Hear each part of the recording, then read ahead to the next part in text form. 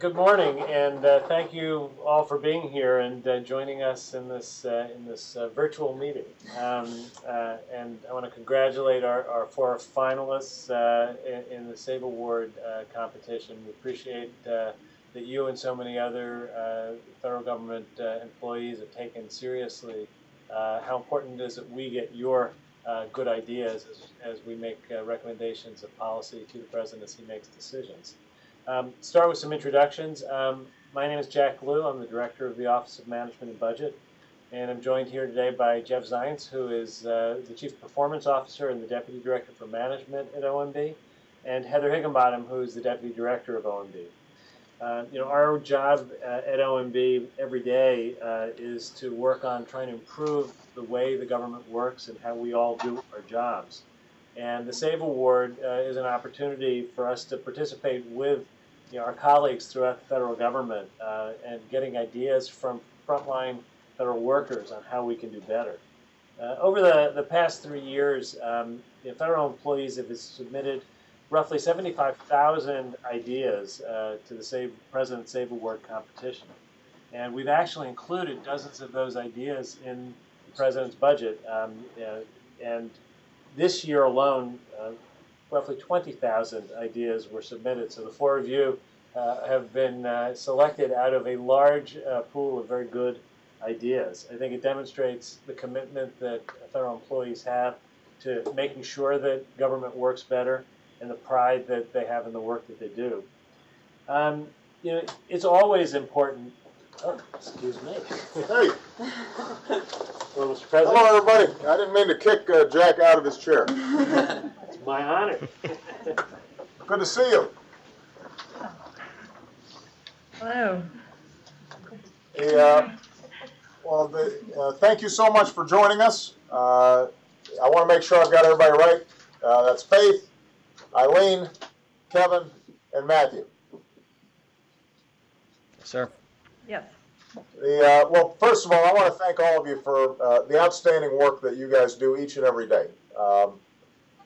One of the things that I always say when people ask me what surprised you or impressed you about being in the presidency, I always say how unappreciated our federal workforce is, how serious they are, how dedicated they are, how much they care about doing the right thing for the American people. You wouldn't know it sometimes from the rhetoric out there, but you guys take enormous pride in the work that you do and in providing outstanding service to people and making sure the taxpayer money is well spent. And so right at the top, I want to thank you as outstanding representatives of millions of folks out there who are really dedicated and doing a great job. I want to congratulate you on being selected as SAVE finalists.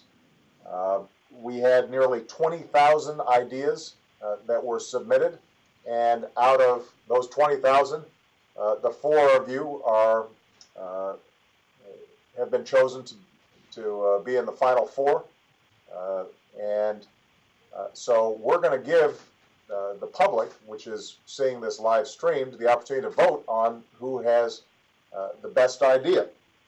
But I wanted to just give you a little context for how this came about. We started the SAVE Award program because I was committed to making sure when I came into office that we were rooting out waste, unnecessary expenditures, given that we're in tough fiscal times. And we've got a lot of priorities out there that are really important and that we want to fund, whether it's improving our infrastructure or investing in science and technology or improving our education system. We just can't afford to have money wasted. And that's even more important now as we're trying to reduce our deficit in the aftermath of this horrendous recession. And so one of the things we discussed was who would know better than anybody where some of this wasteful spending has taken place. And our conclusion was that there are probably a whole bunch of terrific federal workers out there who on a day-to-day basis are seeing things that could be changed, practices, that could be modified that would save us money, but you guys weren't being heard enough. And so what we wanted to do was to set up a system where systematically we could generate good ideas from people who are actually on the front lines. And this is now the third year that we have done this. The previous two finalists, we've implemented their ideas. We've saved a lot of money as a consequence. And by the way, even if you don't end up being the actual award winner, we still steal all the good ideas from everybody else, and we implement those as well.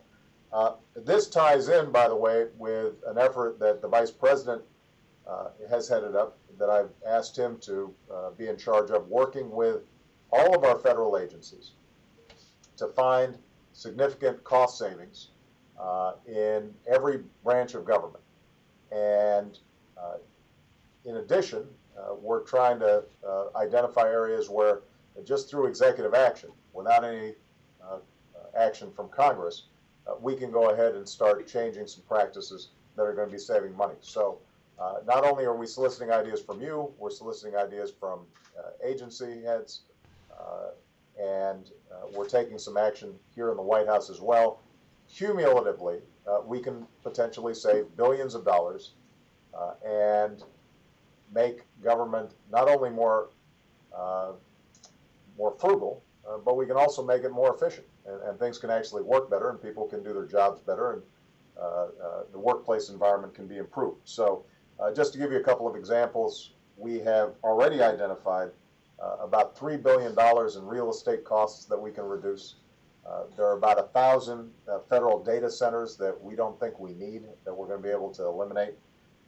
And so we're just going to be going through each and every one of these ideas over the next 12 months to make sure that the American people have confidence that they're getting their money's worth when it comes to their government. So what I want to do now is just hear from each of you. You guys give me a succinct description of what your idea is. And remember, this is being live streamed, so even though I cheated and I actually know what your idea is, we want you to be able to present it to all the folks out there who are watching, so that they can vote on it. And so what I want to do is start with Matthew, who is with NASA in Maryland. Morning, sir. Good morning. So our concept here at NASA came out of a committee that was put together recently over the last year to look for more efficient practices here at the Goddard Space Flight Center.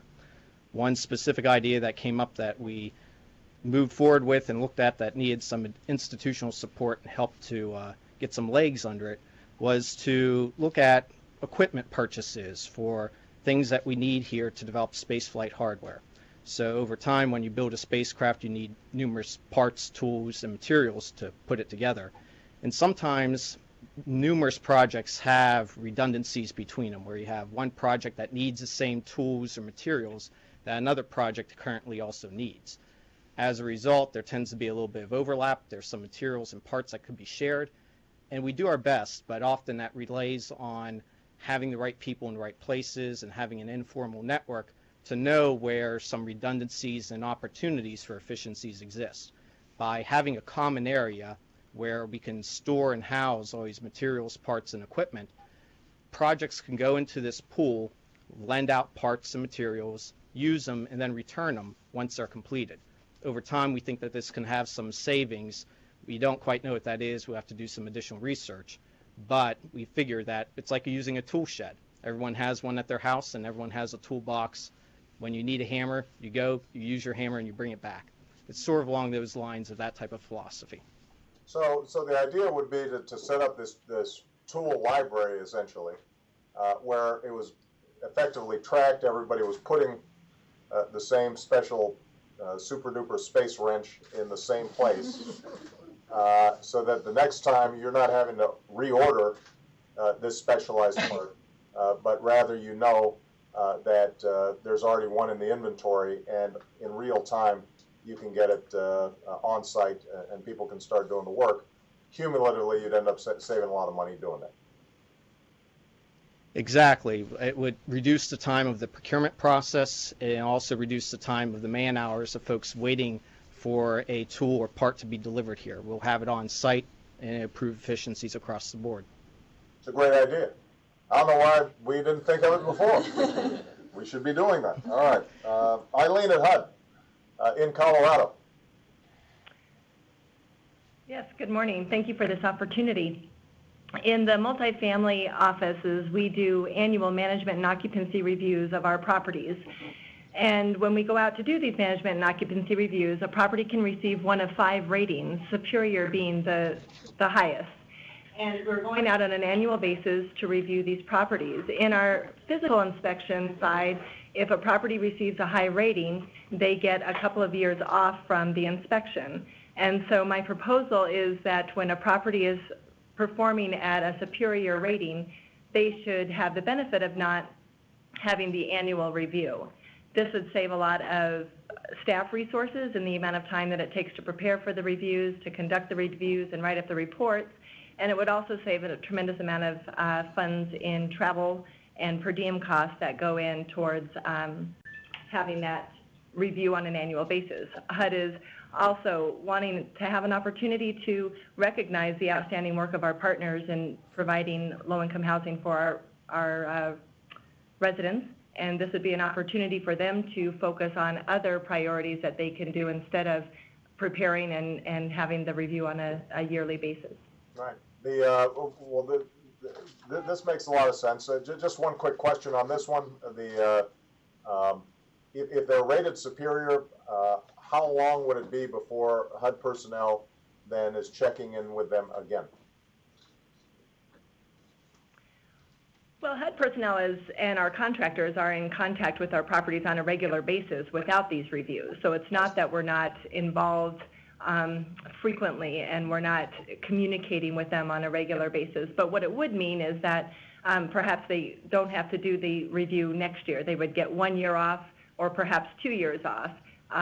We can be assured that they're doing a good job because we've given them a superior rating. We've reviewed, we've audited their programs and their practices, and we are seeing that they're doing a good job in managing the resources and providing the services that they need to provide and following HUD rules and regulations. Got it. So it'd save everybody a lot of time and paperwork. It would, and I think it would also allow HUD staff and contractors and our partners in the affordable housing industry to focus on other priorities and to meet the other demands that we have. Excellent. All right. Kevin, Comptroller of the Currency in Washington, D.C. We could have just brought you over here to the civil. Right next door.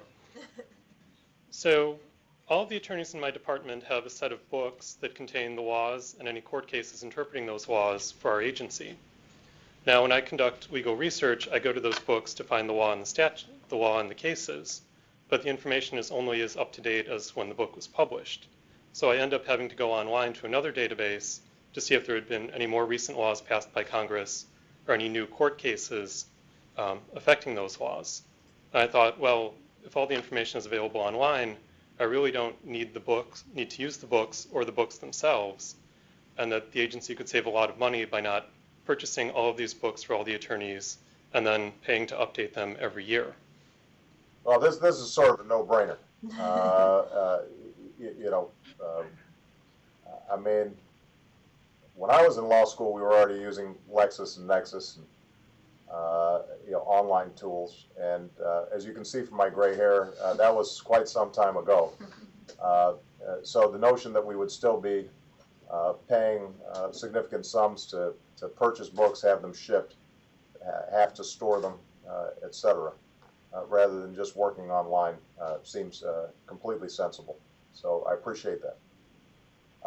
And finally, Faith, Social Security Administrator in Ohio. Good morning. My idea is to move the Oasis magazine to an online-only format. Oasis is an in-house magazine scheduled for quarterly publication and distributed to all Social Security employees, as well as some of our Social Security alumni membership. When it's published, as it does not always run on time, the issues are always posted online. I would like to see the publication available in an online-only format. I feel that this would save the government quite a bit of money, as well as move us closer towards our green initiative. All right, this is like a 25-page glossy. It must be fascinating reading, I'm sure. But I know everybody really waits with bated breath for the issue of Oasis to come out. But this seems like a good idea to me. The people can read it online. Thank you. Excellent.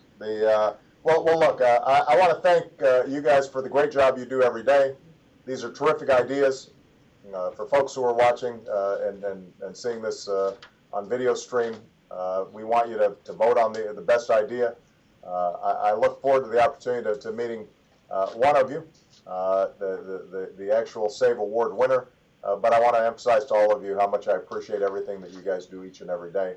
And keep on looking for other ideas, and tell your coworkers that we want to hear their ideas about how we can continue to save costs and make our government work better for the American people. All right? Thank you. Okay. Thank you, everybody. Thank you. Thank you, Mr. President. Oh, I'm sorry. For those who are watching video stream, to vote, all you have to do is go on whitehouse.gov. I want to make sure that I gave that information. Whitehouse.gov. All right?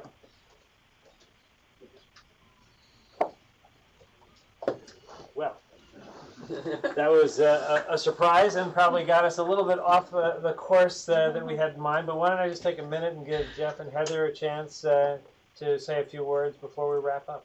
First of all, thank you, and again, congratulations. As the President said, from the beginning of the administration has been focused on finding waste, saving money, making sure every taxpayer dollar is well spent. We last year, for the first time, decreased the amount of contracting that we do across the government and reduced it by $15 billion. As the President said, we're getting rid of unneeded real estate. That'll save us $3 billion. What we found is the best ideas come from federal workers. And as the President said, that's not surprising because you're on the front line working to service our citizens and running our operations. And oftentimes, most of the time, that's where the best ideas are. And this is working, and this is what the SAVE Award's all about. As the President said, there's been 75,000 ideas submitted across the 3-year period of time. We've implemented dozens. Collectively, they've saved hundreds of millions of dollars. So we're looking forward to reviewing or implementing, if you will, all the ideas that have been generated this year and building on those savings, and we'll get going on implementation right away. I want to also offer my congratulations and thanks for the wonderful ideas that have been submitted. We're working hard here in the Office of Management and Budget to look for as many savings as we can find to ensure that we're investing the important federal resources and the priorities for the American people and the government. And these ideas are very important in ensuring we can find those resources and make those investments. So thank you for your ideas and for the hard work that you do. We encourage as many SAVE Award nominations every year so that we can go through and implement them, and we encourage everyone to vote on the 4 wonderful nominations that the finalists have made. So thank you very much. So let me just close by again thanking all of you, the 4 of you who are finalists, but the thousands of federal employees who submitted ideas as well for participating. And let me thank in advance all the people watching this who are going to vote and help us choose amongst the finalists to make the final determinations. The work that you do every day is critically important. The American people deserve the best from all of us, and that's why we're doing this. It's how you can help us to understand what we can do to do our jobs better and to help you do your jobs better, whether it's working in Social Security, processing payments and making sure that people get the benefits that they are entitled to protecting our national security in our defense and other national security agencies. It's the dedication of workers like you and the many thousands of others who participated by submitting ideas and who participate by coming to work every day and doing their best that we're very grateful. I know that you're going to all go back to your offices, and I hope you go back with the passion that informed the submissions that brought us to this conversation today. It is important for us to make good decisions. It's important for you to know that your ideas matter and that we need to hear them. And I hope that you and other federal employees continue to take advantage of this opportunity and to help us. So thank you for your hard work, for your contributions, and strongly urge everyone to participate and to vote for the nominee of their choice to win this important award. Thank you very much. Thank you. Thank you. Thank you.